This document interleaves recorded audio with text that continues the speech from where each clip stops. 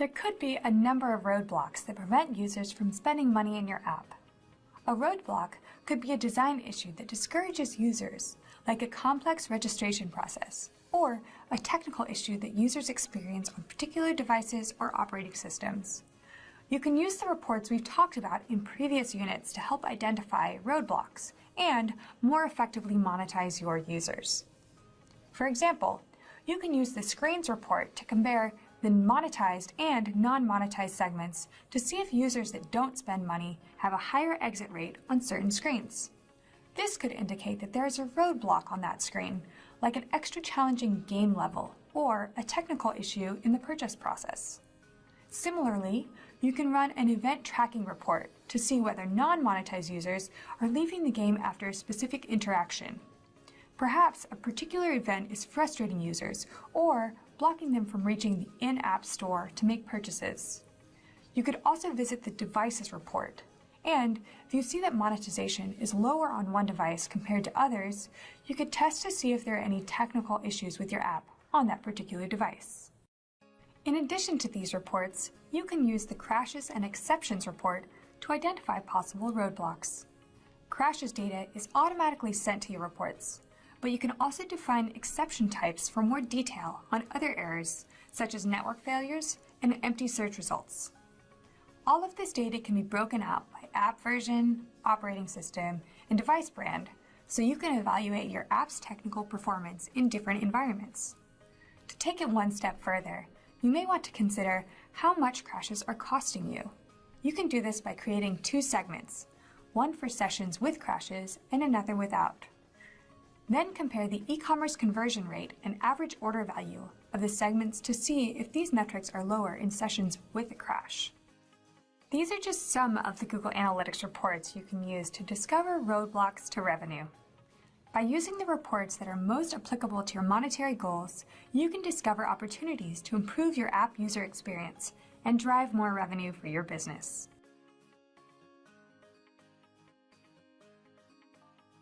The loyalty and recency reports can show user interest in your app based on how frequently and recently users reopened the app in a given time frame.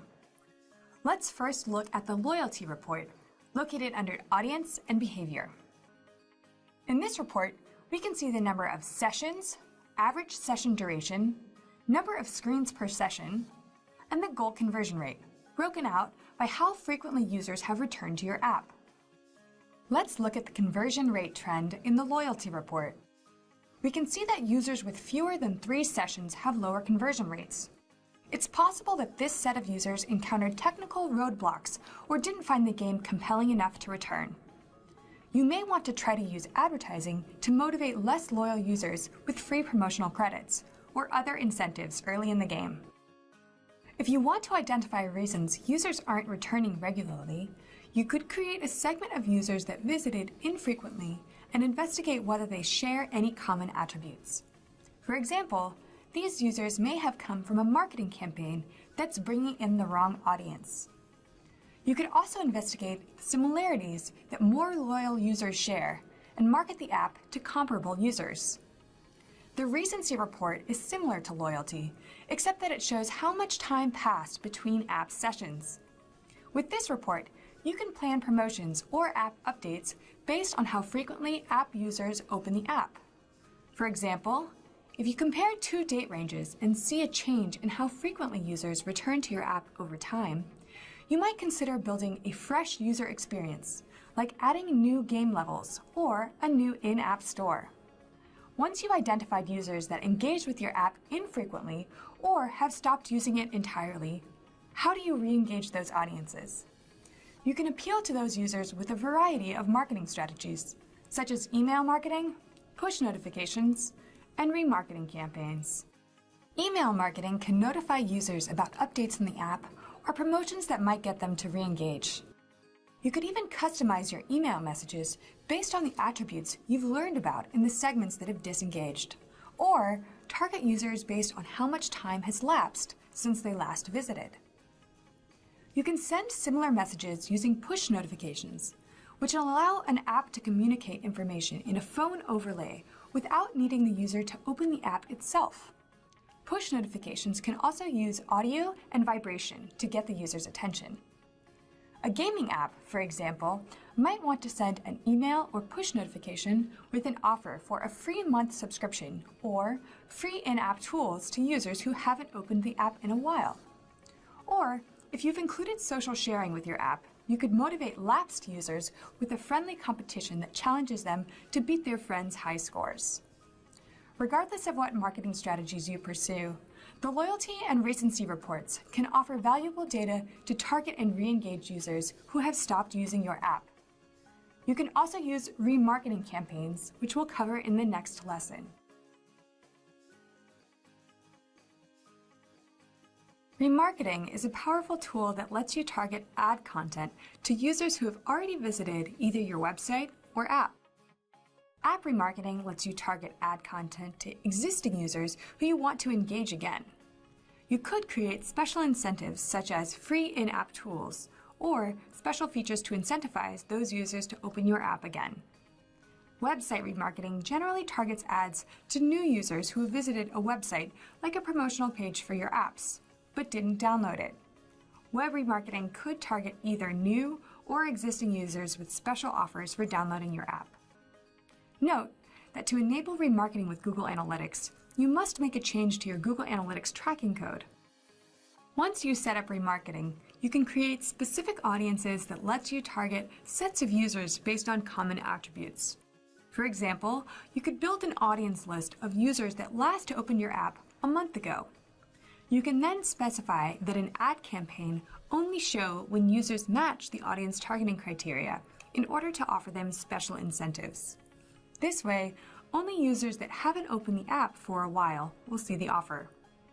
For apps, audience lists are collections of unique tracking IDs that your app sets when users visit for the first time. For websites, audience lists are collections of cookies from users' browsers that visited your site with Google Analytics and remarketing tracking code enabled. You can use these lists of cookies or tracking IDs when setting up a remarketing campaign to target ads to those specific users. When you create an audience list in Google Analytics, you can use one of these predefined audiences. All users to your website or app, users that visit a specific page or area of your website or screen of your app, users who complete a specific goal conversion, new users that Google determines to be viable candidates through machine learning. You can also define your own lists based on existing segments you configured in Google Analytics.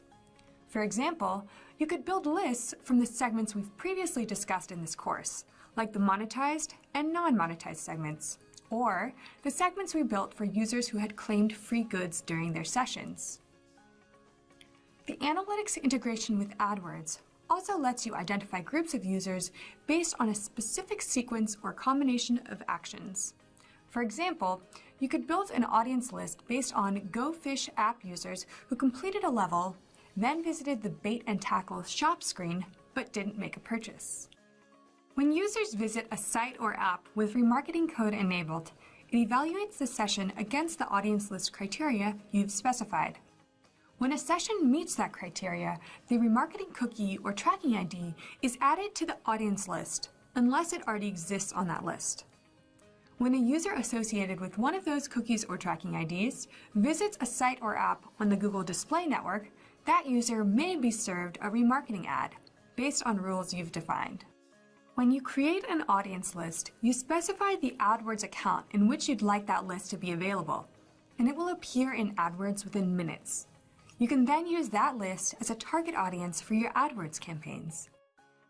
Remarketing is a powerful way of finding new users from websites or re-engaging current users who haven't visited your app in a while. Using Google Analytics, you can figure out which users it makes sense to target in your remarketing campaign.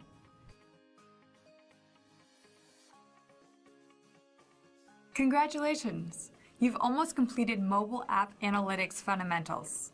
You should now have a basic understanding of how to get started with mobile app tracking and how you can use Google Analytics and other tools to attract new users, measure their behavior, and improve your app monetization. In Unit 1, we introduce you to the various revenue models you can combine to monetize your app. You also learn about mobile app tracking tools like Google Analytics and how to promote your app using AdMob, AdWords, and app marketplaces. You saw how to create a measurement plan that will clearly define your business objectives and the implementation steps to get your app data into Google Analytics. In Unit 2, we showed you tools and strategies for attracting new users to your app.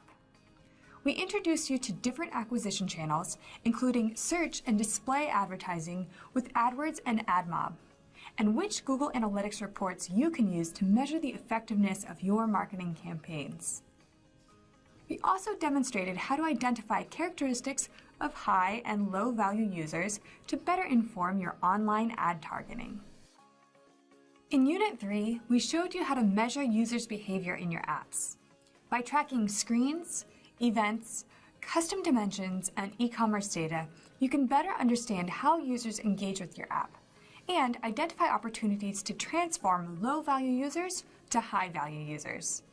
Finally, in Unit 4, we showed you how to discover new opportunities to monetize your app.